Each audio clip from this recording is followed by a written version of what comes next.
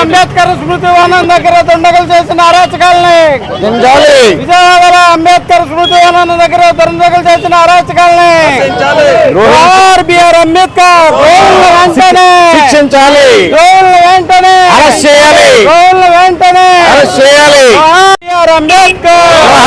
అంబేద్కర్ స్మృతి వనం దగ్గర అరాచకం చేసిన ద్రోహులను వెంటనే అంబేద్కర్ స్మృతి వనం దగ్గర అరాచకం చేసిన ద్రోహులను వెంటనే అంబేద్కర్ స్మృతి వనం దగ్గర అరాచకం చేసిన ద్రోహులను వెంటనే అంబేద్కర్ స్మృతి వనం దగ్గర అరాచకం చేసిన ద్రోహులను వెంటనే జోహార్ బిఆర్ అంబేద్కర్. మొన్న లక్ష్మీవారం విజయవాడలో బాబాసాహెబ్ బిఆర్ అంబేద్కర్ యొక్క స్మృతిమానం దగ్గర కొందరు దుండగులు ఆ యొక్క విగ్రహం మీద కానివ్వండి, దాన్ని నిర్మించిన దాని మీద కొంతమందికి అసూయతోటి అది ఆ నడిబొడ్డులో ఎందుకు ఉండాలి అనేటువంటి ఒక అక్కసుతోటి దాన్ని ధ్వంసం చేయడానికి పూనుకోవడం జరిగింది.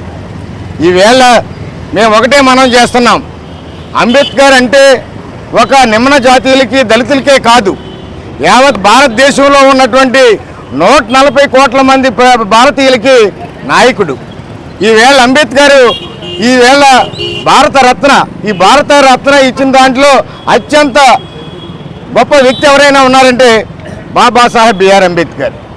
ఈవేళ మనం ఈ యొక్క స్వతంత్రం వచ్చిన తర్వాత, రాజ్యాంగాన్ని రచించిన తర్వాత ఈ దేశాన్ని అన్ని రంగాల్లోనూ కూడా ముందుకు తీసుకెళ్ళడానికి వారు ఈ భారతదేశానికి ఒక దిశని ఏర్పాటు చేసినటువంటి మహానుభావుడు.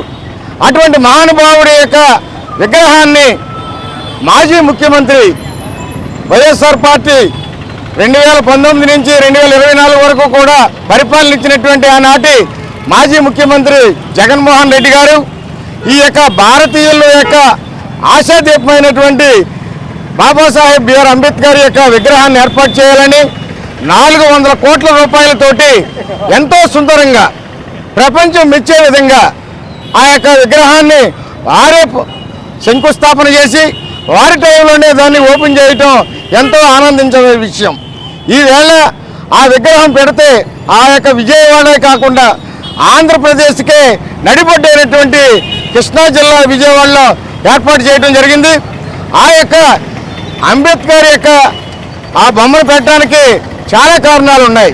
ఎందుచేతనంటే భావి తరాలు కూడా అంబేద్కర్ని ఆదర్శంగా తీసుకొని ఈ యొక్క భారతదేశంలో ప్రతి ఒక్కరు కూడా చదువుకొని ఈ భారతదేశానికి మంచి చేయాలనేటువంటి ఒక దృక్పథం ఉంటుందని ఆ మహానుభావుడి యొక్క విగ్రహం. ఆ విగ్రహం వలన ఈ దేశమే కాకోకుండా ప్రపంచ దేశాలు అందరూ కూడా, భారతదేశమే కాకోకుండా ప్రపంచ దేశాలన్నీ కూడా అంబేద్కర్ని ప్రపంచ మేధావి అనేటువంటి కొనియాడటం జరిగింది.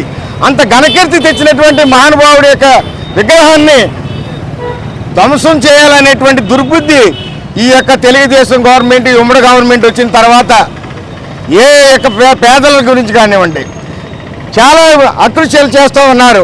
కానీ మహానుభావుడి యొక్క అంబేద్కర్ని కూడా విగ్రహాన్ని కూడా ధ్వంసం చేయడానికి ఇది గవర్నమెంట్ చేసినటువంటి ఒక ప్రణాళిక ప్రకారంగా ఈ గవర్నమెంట్ ప్రోత్సాహంతో జరిగిందని మేమందరం అనుకుంటాం.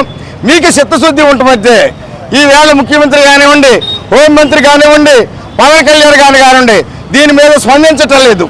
స్పందించి దోషుల్ని వెంటనే శిక్షించాలని ఈ యొక్క కార్యక్రమం చేస్తున్నాం.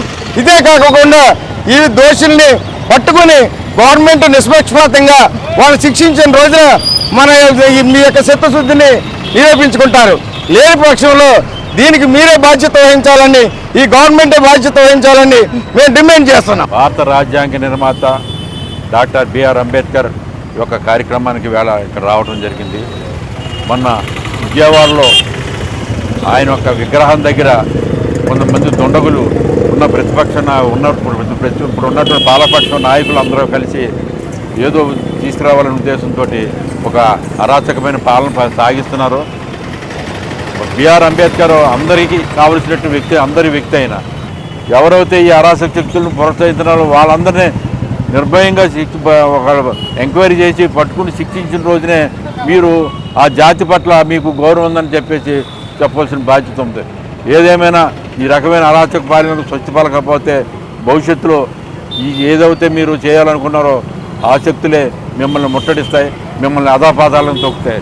ఇప్పటికైనా తెలుసుకుని ఒక బిఆర్ అంబేద్కర్ అంటే ప్రపంచ స్థాయిలో ఆయనకు ఉన్నట్టు గౌరవాన్ని, భారతదేశంలో ఆయనకి ఇస్తున్న గౌరవాన్ని ప్రపంచ దేశాలు కూడా వేళగా కించపరిచేలాగా వాళ్ళు తలదించుకునే పరిస్థితులు తీసుకొస్తారంటే ఈ ప్రభుత్వాన్ని ఈ ప్రజలు క్షమించరు.